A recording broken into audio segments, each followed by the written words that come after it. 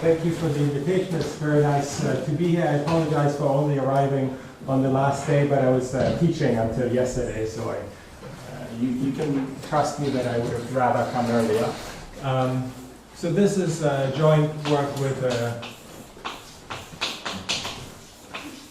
Thierry Boudinot, and this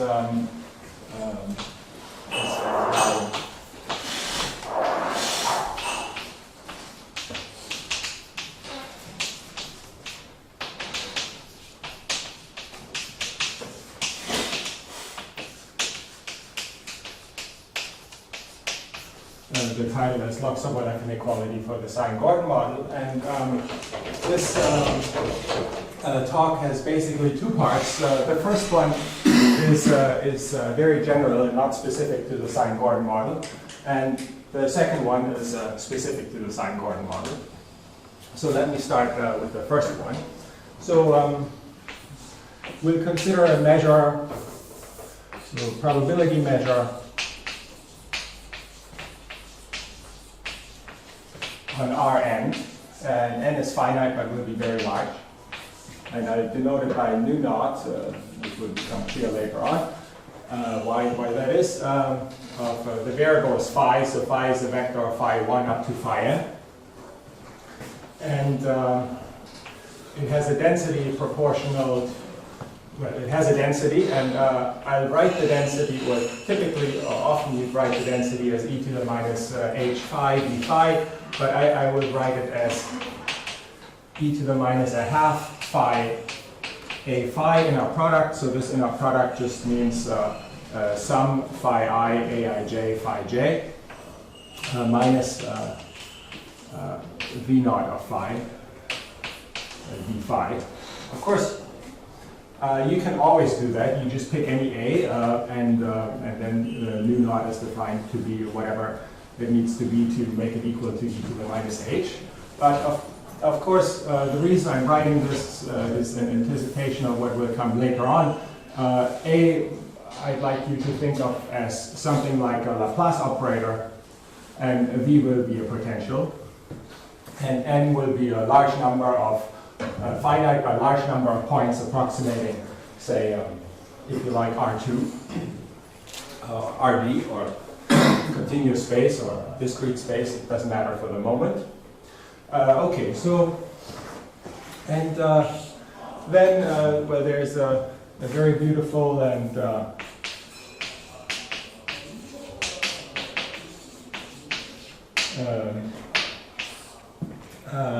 result by Bakry and Emery, which states that this measure satisfies the Log-Sobolev inequality if this potential H is strictly convex. Equivalently, we can state this as we assume that A is bounded as a quadratic form by lambda times the identity, where lambda is positive. And V naught, the potential, is convex. Then the measure nu naught satisfies the Log-Sobolev inequality, which is to say that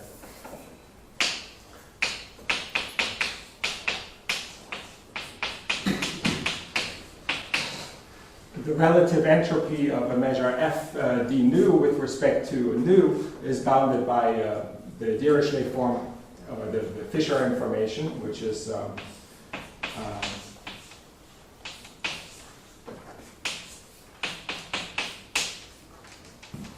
so let me just define. So relative entropy is the expectation of phi of f minus phi,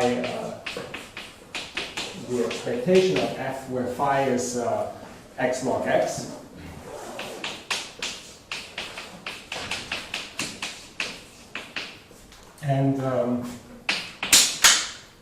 And this notation I'm using here includes the sum from I to n of bi. So this is di is the derivative with respect to phi I, the i's variable. Okay. So this is, I'll come back to this later on. It's a beautiful result, but for our purposes, it had, well, the assumption it has is that the density is log-concave, which is a nice assumption in the sense that it's easy to check, but it's not a good assumption for I suppose many of us here, because the measures we're usually interested are not log-concave. The potentials are really far from convex. And so people have tried to devise various ways around this, and I'm not going to review this, but I want to present one approach that is, I believe, very general, and I show you how to use this for the Sine-Gordon model, and it gives some kind of analog of this criterion, but it does not require convexity, and really, as you'll see, the potential can be very non-convex. So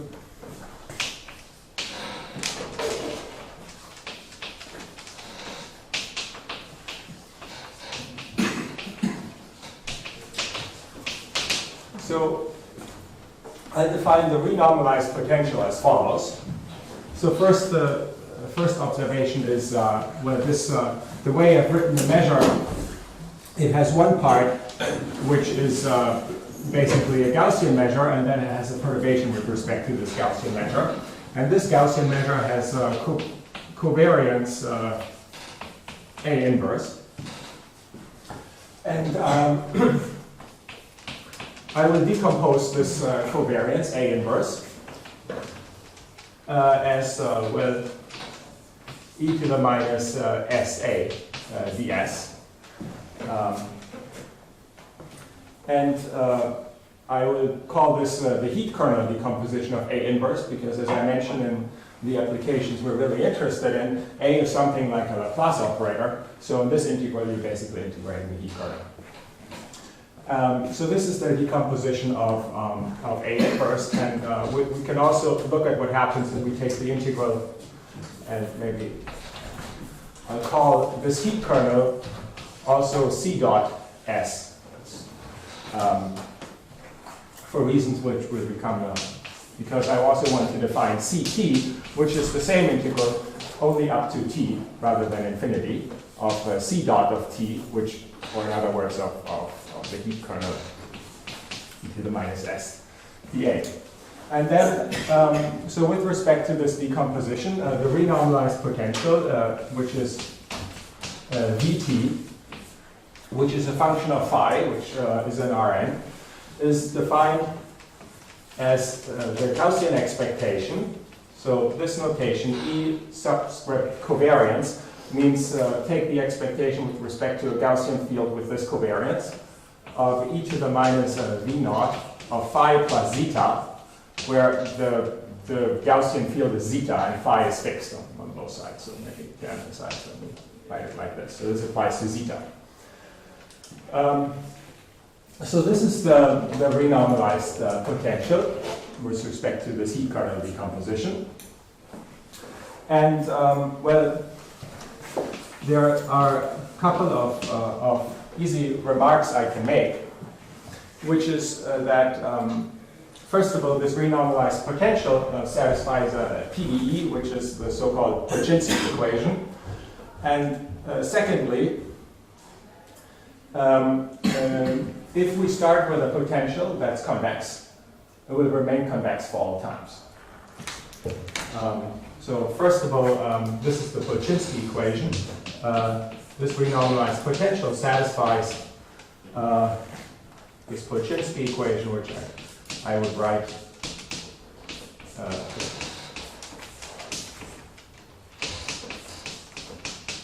like this, which written out is really 1/2 sum over I and j.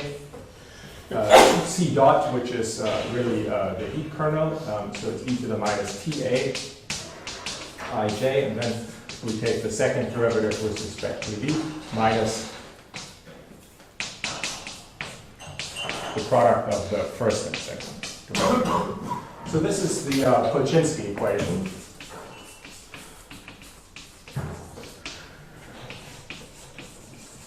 And well, this name is, well, this is, if you like, it's a continuous version of the renormalization group equation for the effective potential. And I guess this was first done in a systematically continuous way, or exploited in a continuous way by Joe Polchinski. That's where the name's from.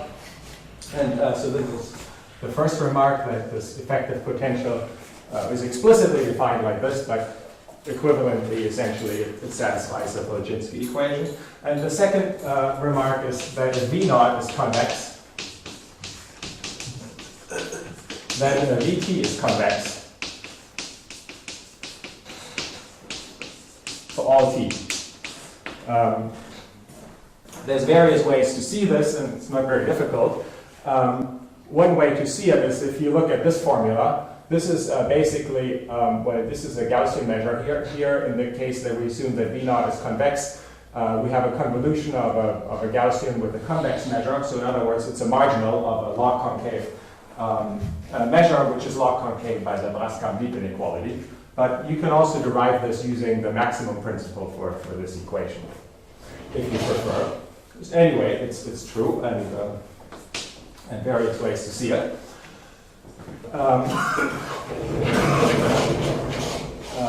Okay, so in view of this, the following theorem is a generalization of the Bakry-Emery theorem.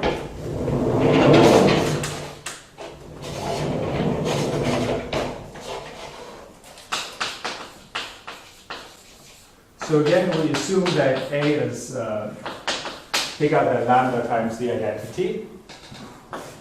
And we assume, we have an assumption on the Hessian, not of V naught, but of Vt. And this assumption is a lower bound on the Hessian of Vt. And in fact, this Hessian, well, is a matrix in our setting, so we can conjugate it by matrices to the left and right if you want. And so this matrix Qt is again just the heat kernel with time t over 2. This is in fact helpful to conjugate this matrix by the heat kernel, because the heat kernel will, in the applications we're interested in, be smoothing. So this is bounded below by some numbers, mu t dot, I will call them.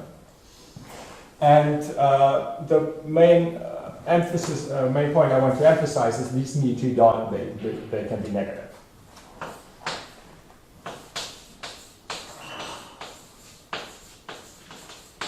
They can be positive, and that's what's happening, as I just explained, in the case that you start with a potential that is that's convex. In that case, we just saw that it remains convex, so we can just take these mu t to be 0. And we're back in the setting of the Bakry-Emery theorem, but in general they can be negative. And then the conclusion is that the measure nu naught satisfies the Log-Sobolev inequality if certain integral is finite.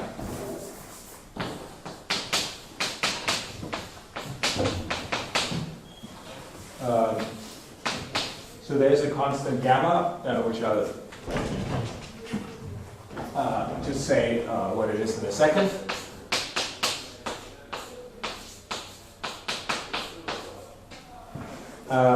Where gamma is, well, in fact, 1 over gamma is defined as the integral from 0 to infinity of e to the minus lambda t minus 2 mu t dt, where mu t is, well, just the integral from 0 to t of mu dot s ds.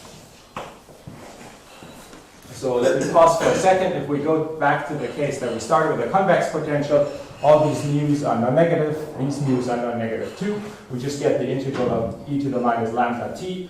So that is, so 1 over gamma is just 1 over lambda, so gamma is lambda. So that recovers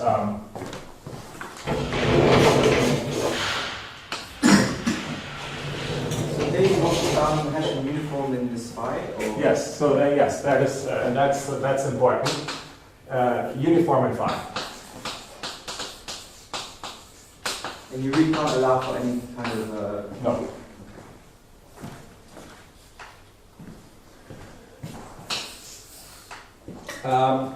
Okay, so before moving on, let me tell you briefly how this is proved. The proof has certain once we get into the proof, it will look very similar to the Bakry-Emery proof, in fact, but the setup is different in the sense that, well, this Bakry-Emery proof, how it works is you can decompose this relative entropy as an integral by using the semi-group that's associated to this Dirichlet form, which is just which I call the Glauber dynamics. So you decompose the entropy as an integral over this Glauber semi-group, and then you have to estimate the right-hand side. What we do is we also decompose the entropy along the semi-group, but we do not use the semi-group that is canonical with respect to this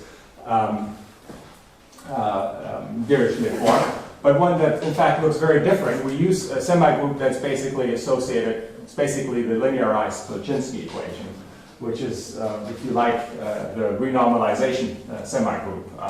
So let me just define. So I call this the renormalization or Polchinski semi-group. It's defined very explicitly. It's in fact a time-dependent semi-group, unlike the Glauber semi-group. So we start at a time, so for 2 times S and T, the transition operator F is given just in this way.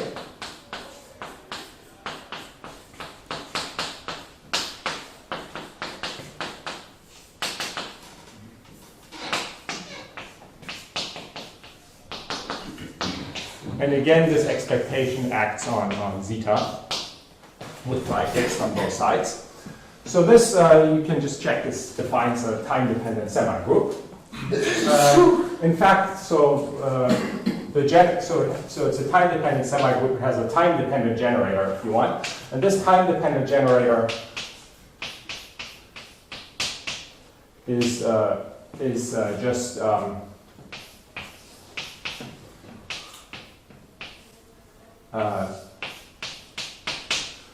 looks like this. So it looks very much like a generator of the usual Glauber semi-group, except that the potential is time-dependent. And this is somehow a crucial point, is that the coupling along for the Laplacian here is not the usual diagonal one, but it has a heat kernel in it. So you just write for emphasis, this is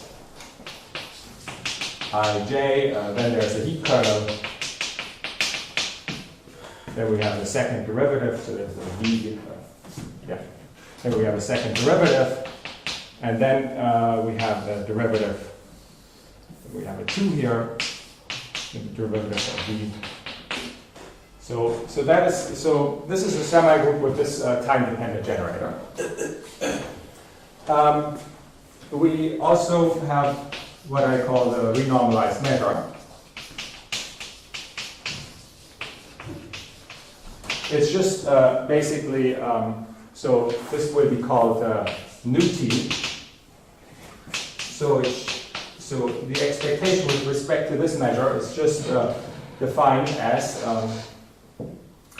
e to the plus v infinity of 0, c infinity minus c t, e to the minus v t of phi,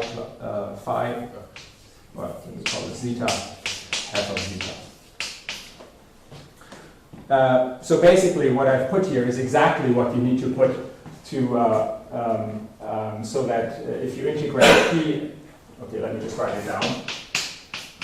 If you want to take the expectation with respect to the original measure of a function f, this is equal to the expectation with respect to the renormalized measure times this semigroup P0T F. And really this is obvious from the definition if you look at it. So we can decompose the expectation of any function in this way. We change the measure, and at the same time we evolve this function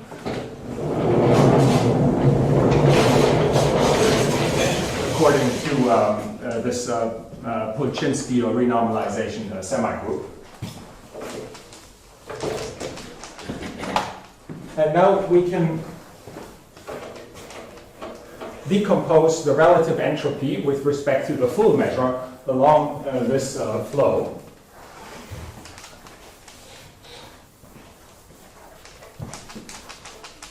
Is the main theorem also true with V0 replaced by Vt? Sorry? Is the main theorem there also true with V0 replaced by Vt? Can you talk about entropy of Vt? Of the renorm, yeah, that comes out of, I mean, yeah, you get the right, yeah. Okay, so now that we have this decomposition, where you can write the relative entropy of F as, suppose maybe a minus here, get confused. Well, the derivative with respect to t, I guess there is a minus here, of the expectation mu0 of,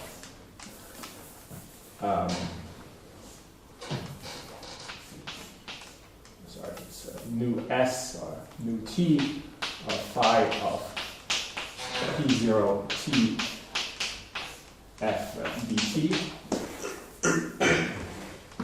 I think so. If we take t equals 0, we get the term we get. I just erase those two terms, but we have one term. If we take t to infinity, we'll get the other one. And you can just compute what this derivative is, and what you'll find is that it's 2 times mu t, and then there is a derivative, the square root of p0t f squared, and this matrix is respect to ct dot, which means, as I mentioned earlier, this is really inner product where this ct dot is inside the inner product, and then you have.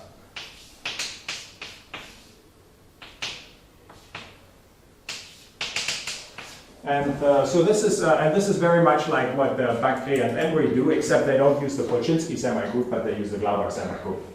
Not time, so and in that case the measure doesn't change, but we change the measure at the same time in such a way to get a formula that makes sense. All right, that's good. And so at this point, the main difficulty is to get the p outside the square root.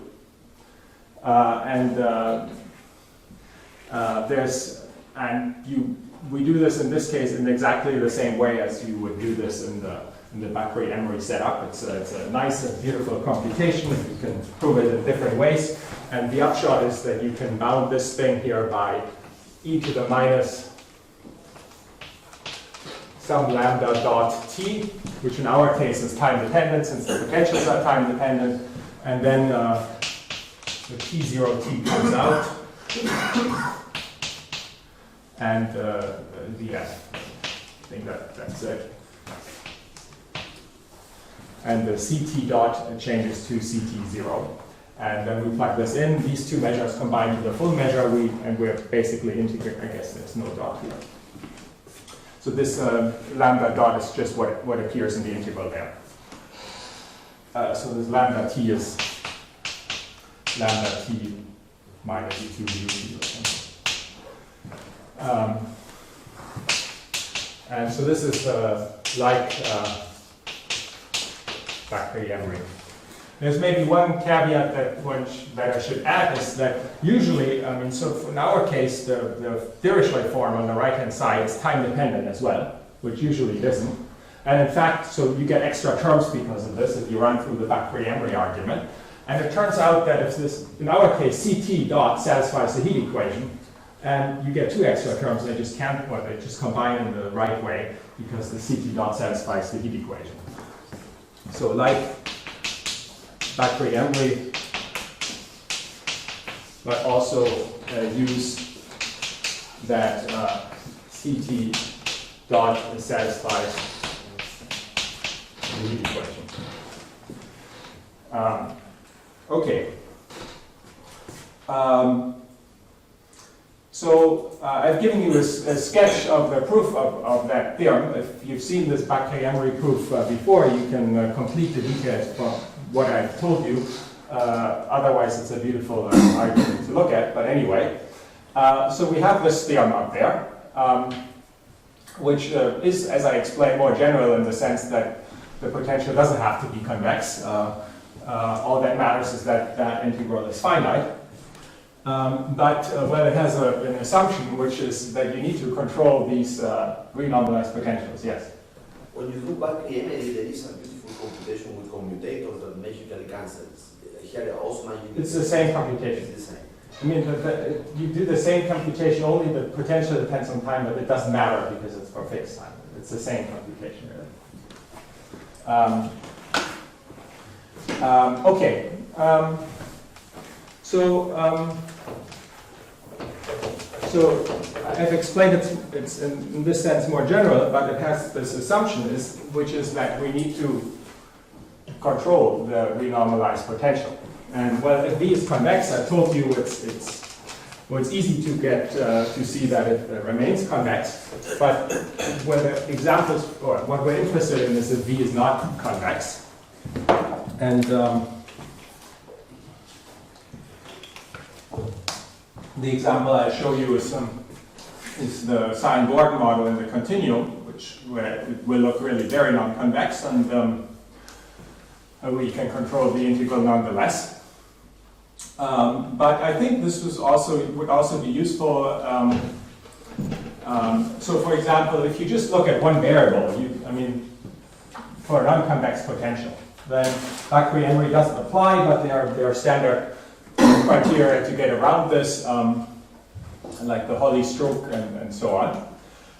One can check that, say, under the assumption that V is convex plus bounded perturbation, this Polchinski potential remains bounded below. So,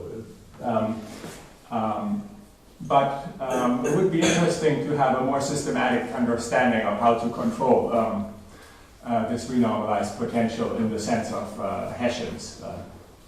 Anyway, I'll show you this example of the Sine-Gordon model.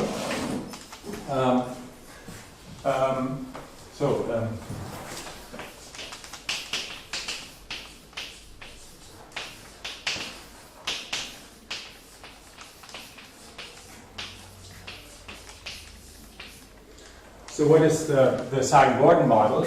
Well, it's an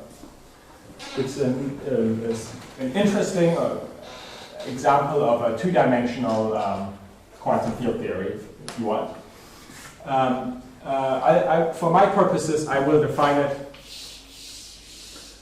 on, let's say, a torus of side length L, and L will go to infinity, and of mesh size epsilon, and epsilon will go to 0.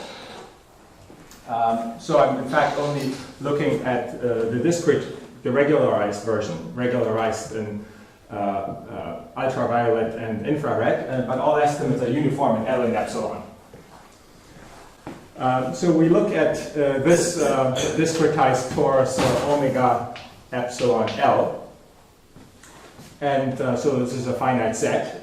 N is just all the points in this set, and the Sine-Gordon measure is nu epsilon L d phi. So there is a potential which I'll write like this. So first of all,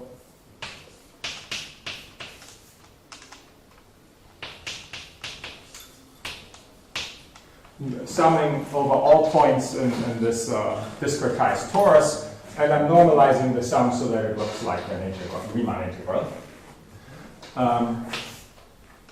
Then there is a term which is the nearest neighbor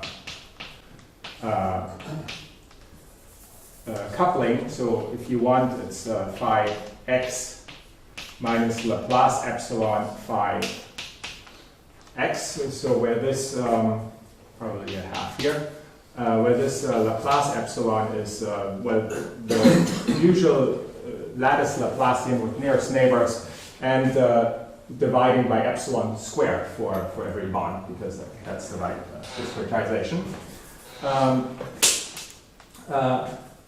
Then we also include a mass term,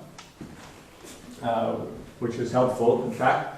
And then there is this, I guess, is there colors?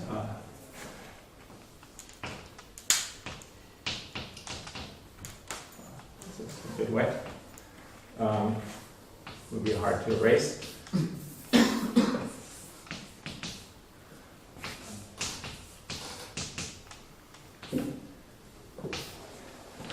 Then there is the potential, which is periodic of period beta to the minus 1/2, and where there's a coupling constant z, and importantly there's this counter term epsilon to the minus beta over 4 pi. And so this is the definition of the continuum Sine-Gordon model. I'm emphasizing continuum because there's also a lattice Sine-Gordon model, which is very interesting, but it's in fact harder. So anyway, in this continuum normalization, we have this divergent constant in front of a cosine interaction. And so really this potential looks very non-convex because this is going to minus infinity. Yes? Do you put periodic boundary condition on the term? Yeah, I mean, it doesn't matter so much, but but that's what we do. Okay.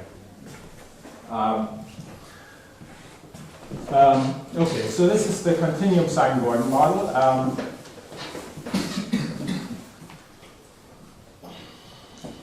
Why do you have a mass term? Sorry? Why do you have a mass term? Well, because it's harder without a mass term. This is the short answer. The second answer is without the mass term. If you look at this model on the torus, it's not even ergodic, right? It has a symmetry, infinite symmetry. You can shift all fields by integers, and it's invariant under that. So it's not even ergodic without the mass term.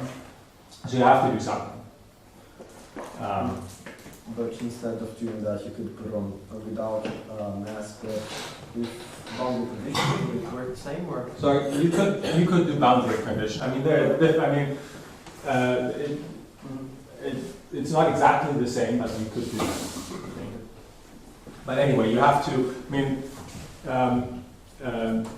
you have to do something. Okay. And this is.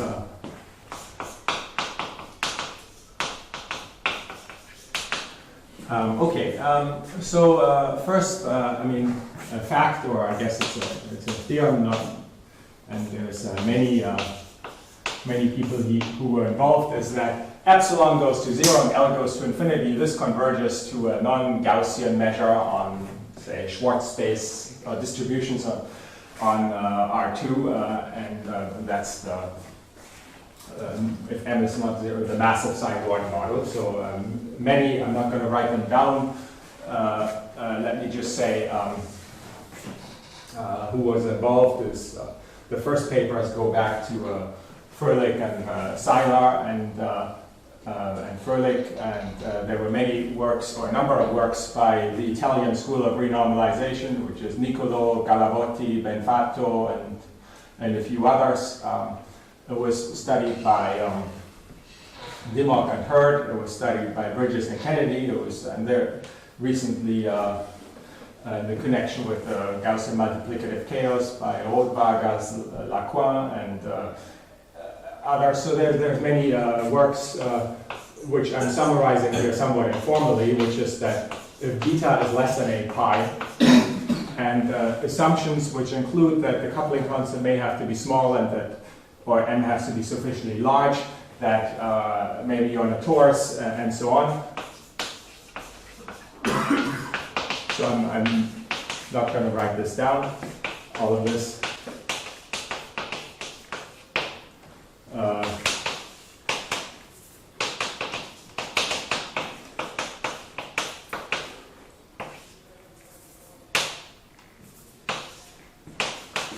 Exists, and it's a non-Gaussian quantum field theory that satisfies all the axioms.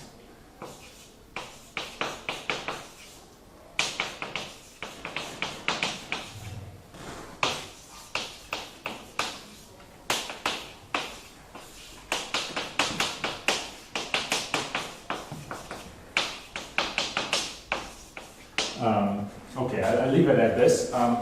Let me maybe just say that it's in fact an extremely interesting example of a two-dimensional quantum field theory. There is many things that are not really well understood mathematically at all.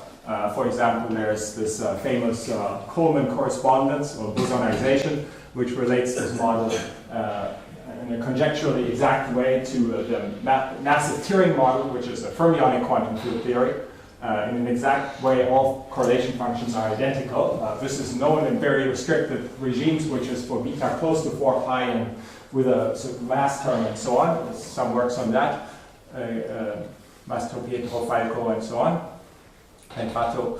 But there's much that's not well understood. In particular, the massless case, where the mass goes to 0 in infinite volume, is very intricate and is not understood. There are works in the physics literature from the conformal field theory community, Zamotlikov and so on, who have intriguing explicit formulas for various quantities in this model, such as explicit formulas for the so-called mass and so on. None of this is known mathematically, and these things are quite intriguing, but I'm not going to say anything about this. What's the relevance of Z? The topic constant? Well, it controls how strong this potential is. For us, it will have to be small enough, as I say.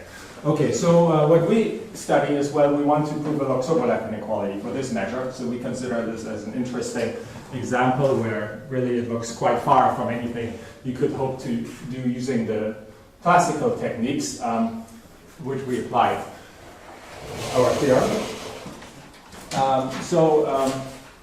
Right, so this is the dynamical Sine-Gordon model, if you want. So we can consider both the Glauber and Kawasaki dynamics. So Glauber dynamics, the Dirichlet form is 1 over epsilon squared, sum over x in this approximate torus, and then dx.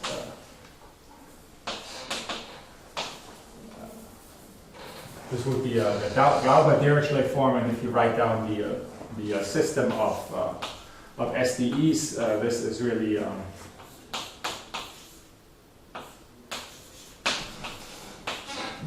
don't know. I probably need to check the constants here.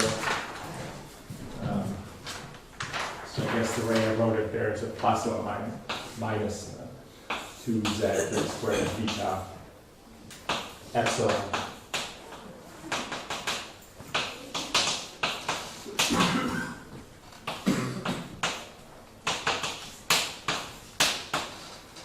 So the lattice regularization, this is the model studied by Howe and Martin and AJ. So we use the lattice regularization rather than space-time, of course. But it's also interesting in this case to look at Kawasaki dynamics, which is for which you change the measure by considering fixing the mean of phi, and then look at a conservative dynamics where the mean spin is conserved. So note the scaling of the Dirichlet form here as an epsilon to the 4 rather than epsilon squared. And so there's expectation missing. So here there's an expectation, and I write new epsilon L with a subscript 0, meaning that the mean spin is fixed. And then you can have a nearest neighbor interaction for the dynamics. So this would be the Kawasaki dynamics. And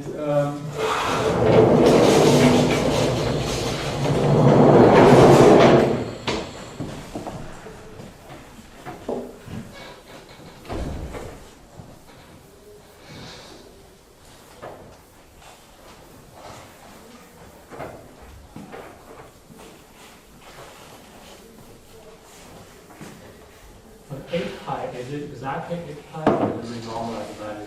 well, in the continuum, I guess. Okay, so if you, I think the conjecture is it need to be bigger than 8 pi because the diagram looks like this, and so z is bigger than it should be 8 pi plus epsilon z is bigger than 0. Up to which this exists, but You also have the other part. so I think it should be it should exist up to here. So z is bigger than 0. And you can be slightly above 8 pi if z is bigger than 0. That's I think that's maybe what's been to be true. At least this is what I think Christoph Galetsky thinks is true. Anyway, okay. So what do we prove? We have assumptions. We assume that, make sure I don't forget any assumptions. First of all, we assume that beta is less than 6 pi. So we cannot go all the way to the threshold 8 pi. But what I want to emphasize is it's bigger than 4 pi, which is sort of the below which it gets easier. So we've only done this up to 6 pi. We assume that either z is small or m is large.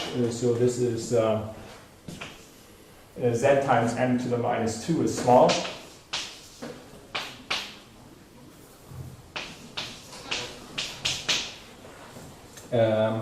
So then we have Log-Sobolev inequalities for both Glauber and Kawasaki dynamics. So Glauber is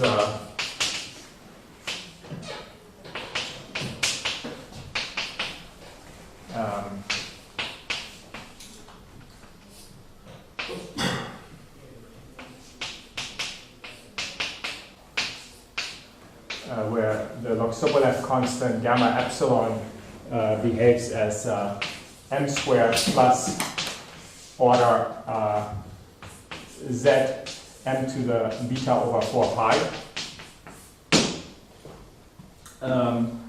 And all constants are uniform in epsilon and in the volume. So it's uniform in epsilon and volume. And in fact, they're quantitative. If you want, you can compute them. And similarly for Kawasaki dynamics, there's okay.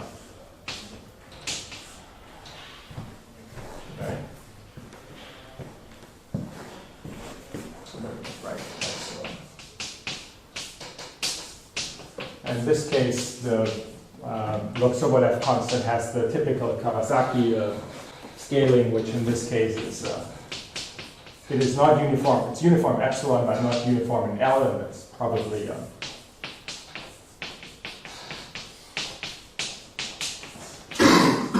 probably the truth.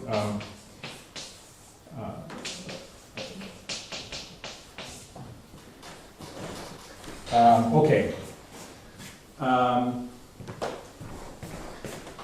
Right. So. So what is the new naught? This new naught is the measure where we fix the sum of all phi to be 0, say. Doesn't matter, and to be constant anyway, because this dynamics preserves the mean. So we have to fix the mean in the measure as well. How does this gammas depend on epsilon? Sorry? In which way do they depend? They don't. That's the point. Yeah, that's the point. I mean, somehow the epsilon dependence is in the canonical scaling of the Dirichlet form, but in this scaling, which is the right one, they don't depend on epsilon. Okay, so let me, in the last minutes, say a few words about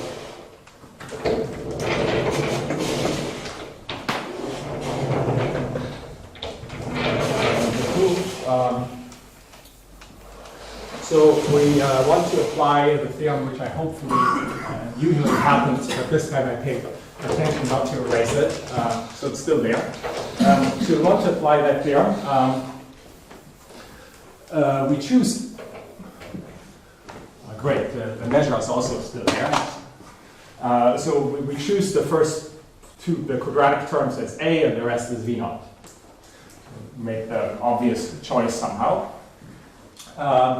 And then we define Vt, and I guess that's not there anymore, but anyway, it was there. We define the renormalized potential with respect to this. In this case, now it's really a heat current. And so we want to study the renormalized potential.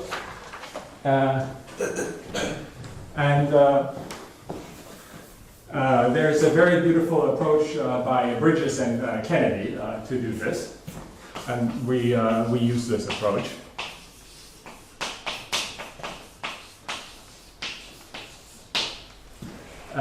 The idea is, and somehow implicitly similar ideas are implicit in all of these works of Galabotti, Benfato, Nicolo, and so on.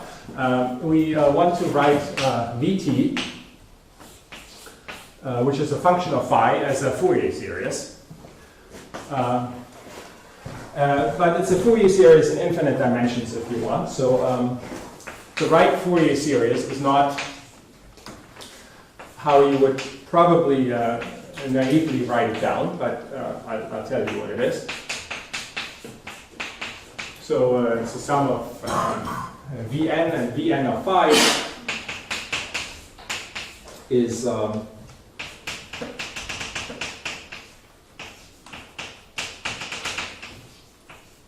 sum over 1 over n factorial, sum over x1 up to xn, which are points in omega space, and these sigma are in plus minus 1. Then there's this Fourier coefficient, which I'll call V tilde. So I'll use the abbreviation psi for xi sigma I, and really, as I tell you in a second, we think of psi as a charge at position xi and charge plus or minus 1. So this is the Fourier series.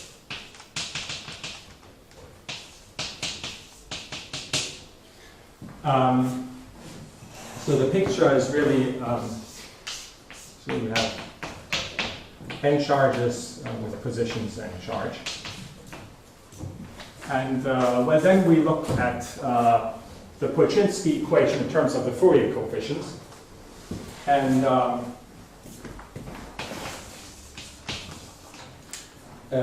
so you can write down the corresponding integral equation by the Duhamel formula.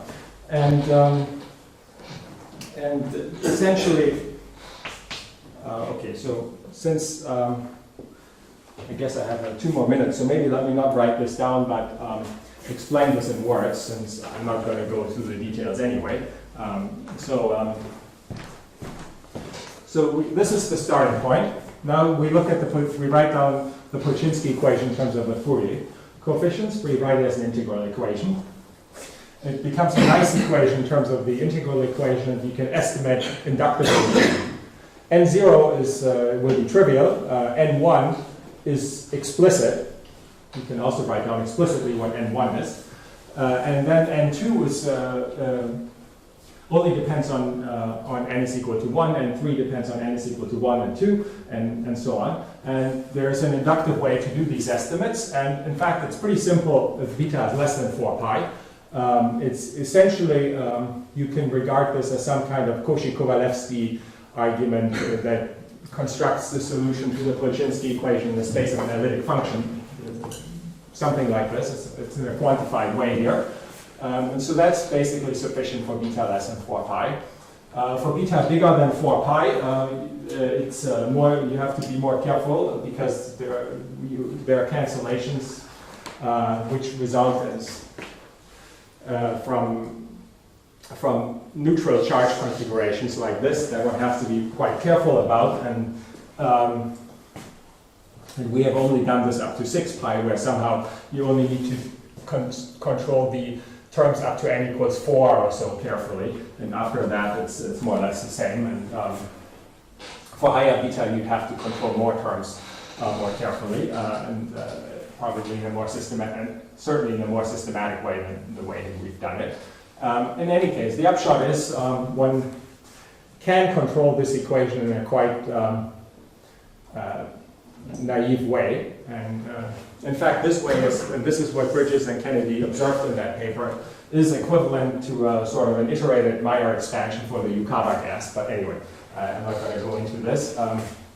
But that's how we construct the solution to the Polchinski equation, and these estimates are very uniform. We can read off basically what we need to apply the theorem.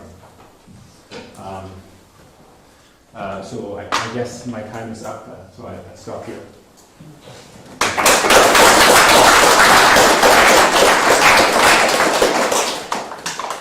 Questions, please?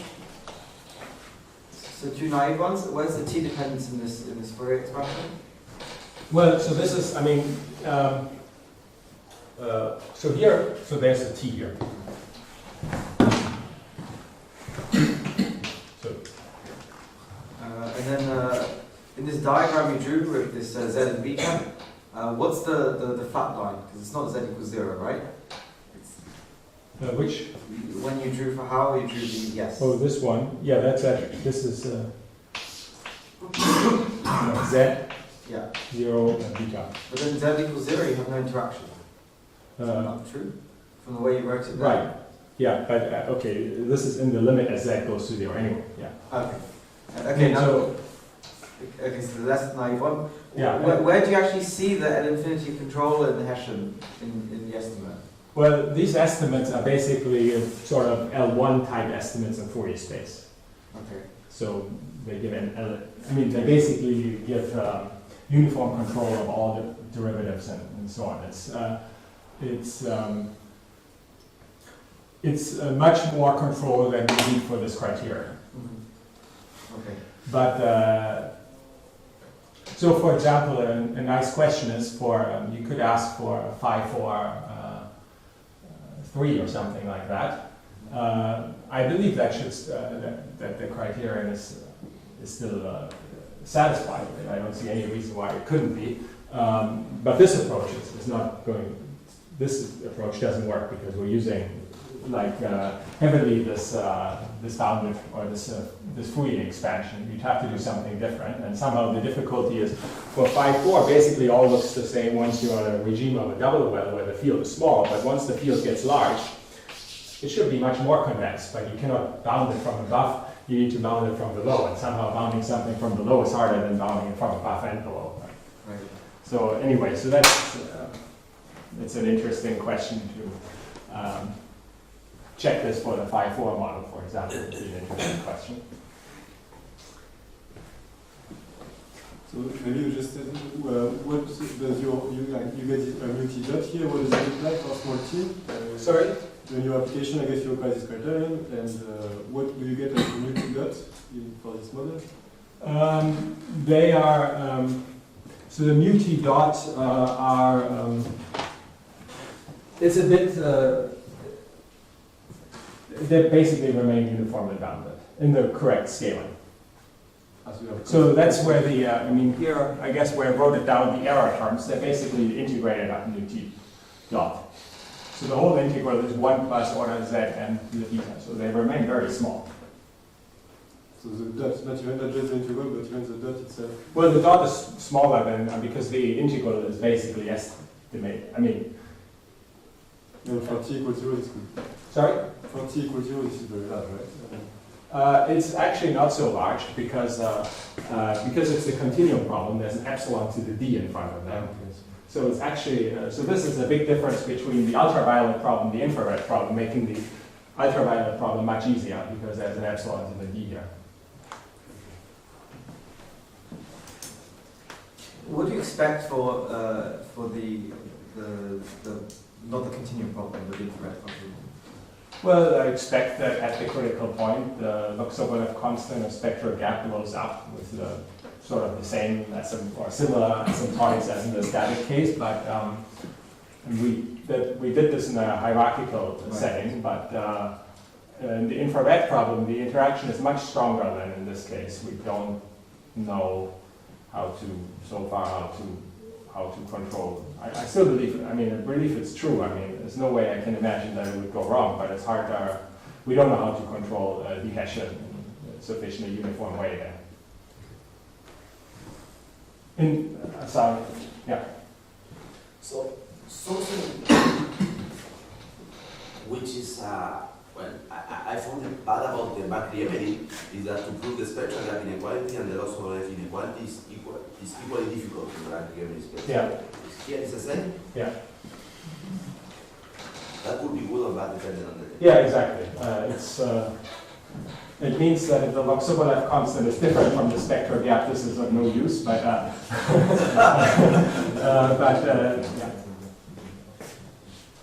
So in the SPDE renormalization, there's always this part where you construct stochastic curves, and then there's everything. Sorry, in the what? In SPDE, when you renormalize SPDE, or you always construct stochastic terms, and then you do the rest. Is there something like this here, or?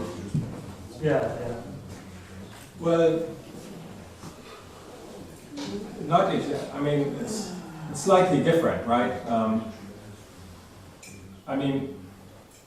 You can write formal diagram expansions for these equations, which look pretty similar.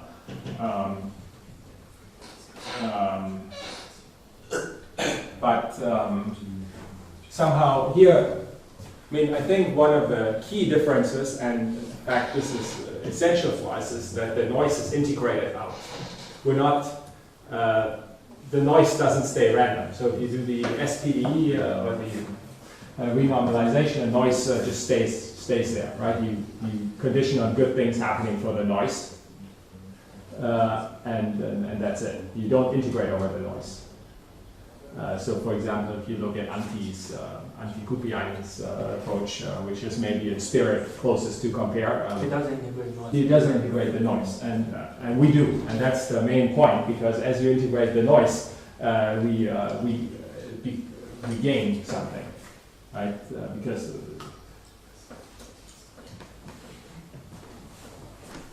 okay, yeah, okay. So some very nice question. Yeah. So I'm really not in the field, but do you solve at the end the stochastic PDE by this method? no, we don't. All I've explained here is that we prove a Log-Sobolev inequality for this measure, uniform at epsilon and L. And then you go to the limit. Well, I guess you could, but once we have an estimate that's uniform at epsilon and L, that's good enough for it. I'm sure you could do it, but and people in this room would know much better how to do it. So if anyone is interested in doing that. My feeling is you go totally against the philosophy of Govinelli. Well, unfortunately, yes, I guess so. Unfortunately, I have to apologize. I wasn't here yesterday. Well, I guess maybe, but okay. Well,